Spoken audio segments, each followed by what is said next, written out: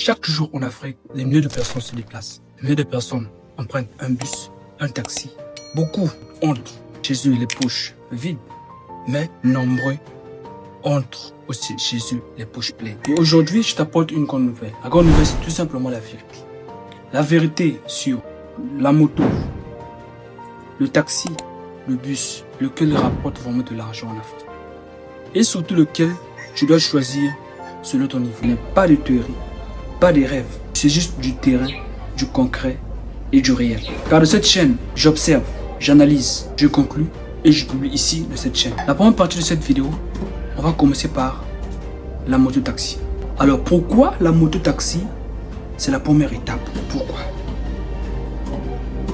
Quand tu n'as rien, tu ne choisis pas le business parfait. Tu choisis celui qui te fait respirer, n'est-ce pas? Faible capital de départ, pas besoin de diplôme, car chez journalier immédiat, très répandu en Afrique. Mais attention, la moto n'est pas une destination, c'est un tremplin. Étape concrète pour démarrer en moto-taxi. Étape 1, comment accéder à la moto? Tu peux accéder à la moto de 3 manières. Un achat direct, c'est-à-dire tu prends de ton argent, tu pars de une boutique, tu achètes ta moto, ou même une location journalière, d'après le contrat que tu auras signé avec le propriétaire ou la propriétaire de la moto, ça dépend de vous. Un travail pour un propriétaire, le plus répandu en Afrique.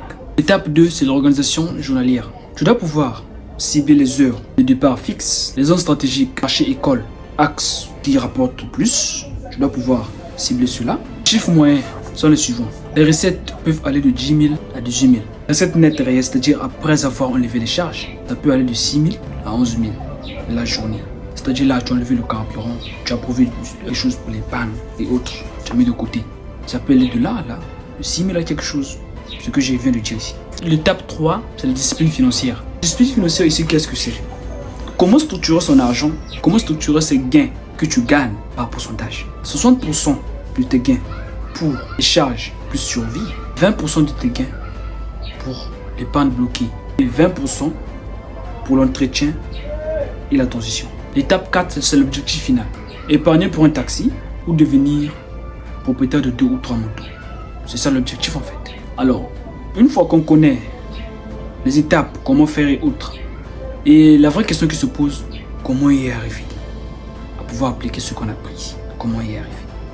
Comment faire pour y arriver? Tu dois choisir une fois te demande.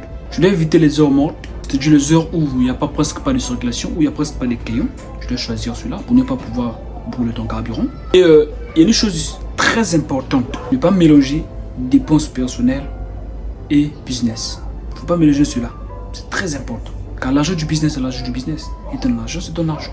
Et il faut avoir un suivi carburant et l'entretien chaque semaine. Je dis, suivi carburant et entretien chaque semaine, c'est important pour l'entretien de ta chose. C'est important. Pour la durabilité de ta chose, c'est important. La moto te fait gagner de l'argent. Mais si tu restes dessus pendant longtemps, elle peut t'enterrer. Ça, c'est la vérité. Et la deuxième partie, c'est le taxi.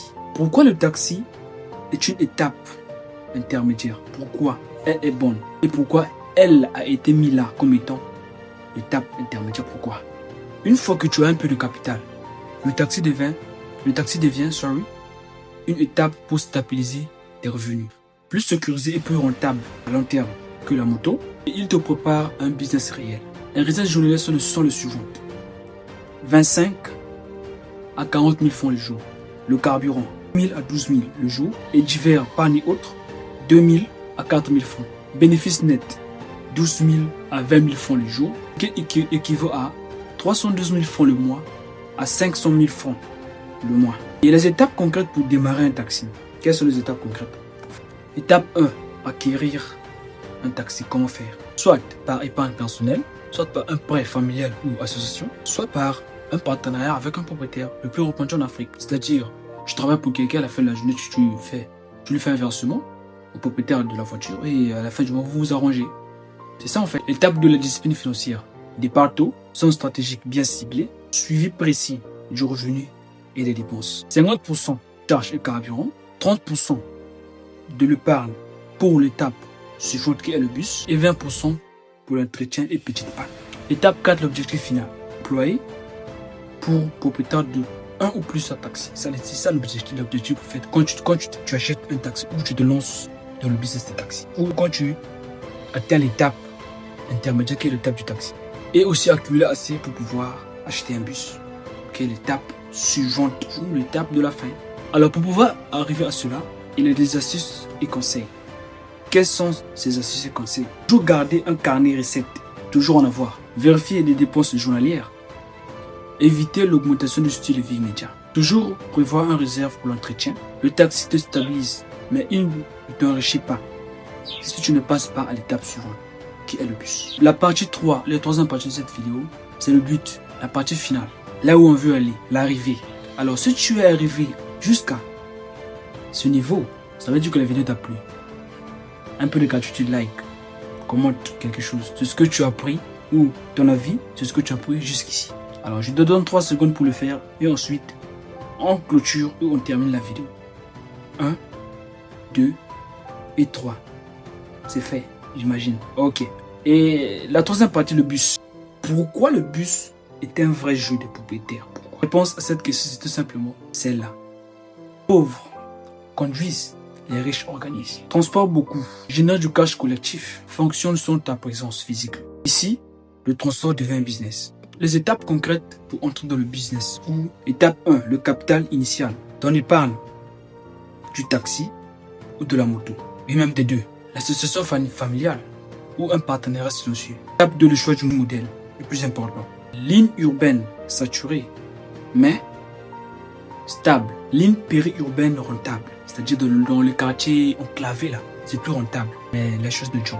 Bus scolaire et des comptables privés, ça existe. Même si ça n'a pas encore pris de l'ampleur en Afrique, mais ça existe quand même. Étape 3, le recrutement d'un chauffeur. Salaire clair ou objectif journalier. Contrôle du carburant. Aucun flou. Je dis bien aucun flou. L'étape 4, la gestion journalière. Les chiffres réels sont les suivants. Les recettes de 60, 120 000 francs CFA. Les charges 35 à 70 francs CFA. Le net de 25 à 50 000 francs CFA. Le jour, cet argent doit être séparé et cet argent doit être suivi par un carnet. Il faut qu'il y ait de l'argent pour les réserves immédiates lors de nos entretiens. De l'engin. Les erreurs que tuent les propriétaires des bus. Laisser tout à un chauffeur. Manger le bénéfice, négliger l'entretien. Pas de fonds de réserve. Un bus mal géré nourrit tout le monde sauf le propriétaire. Étape 4. L'objectif final du bus. Le premier bus nourrit. Le deuxième stabilise et le troisième bus t'enrichit. Si tu veux vraiment t'enrichir, le bus c'est la clé. Alors, en conclusion, il faut tout simplement savoir que la moto te sauve, le taxi te stabilise et le bus t'enrichit. Mais seuls ceux qui sortent ou seuls ceux qui respectent les étapes sortent de la pauvreté. Merci.